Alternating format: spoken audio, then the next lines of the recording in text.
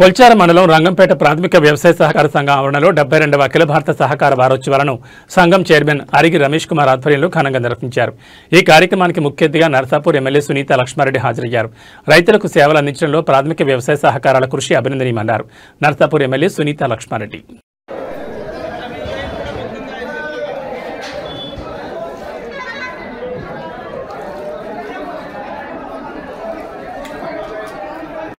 తెలియజేస్తున్నా కాబట్టి మనకు ఖచ్చితంగా పామ్ ఆయిల్ వైపు మరలాల్సినటువంటి అవసరం ఉంది అని చెప్పేసి కూడా, ఎందుకంటే మన గతంలో చెరుకు పెట్టుకునేటువంటి ఆనవాటి సంస్కృతి ఉండేది।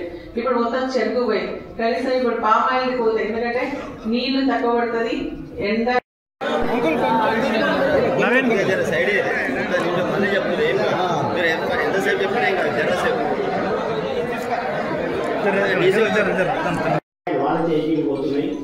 నెలకు 2 లక్షల రూపాయలు వేతనాలు మేము చెల్లించాల్సి వస్తుంది। మరి ఇటువంటి మరి కొనుగోలు వారికి అప్పగించడం మాత్రం బాగుండదు। దయచేసి డీసీఓ గారు కూడా సొసైటీ బలోపేతం అయ్యే విధంగా మీరు తగిన సూచనలు ఇవ్వాల్సిందిగా కోరుతున్నాం। రంగంపేట సహకార సంఘం యొక్క వార్షికోత్సవం జరుపుకునే సందర్భంలో ఇక్కడ ఇచ్చేసినటువంటి రైతులందరికీ అభివృద్ధికి శుభాకాంక్షలు తెలియజేస్తా ఉన్నాం। ఈ సహకార సంఘాలు అనేవి మన రైతులకు ఎంతో మేలు చేసేటువంటి సంఘం।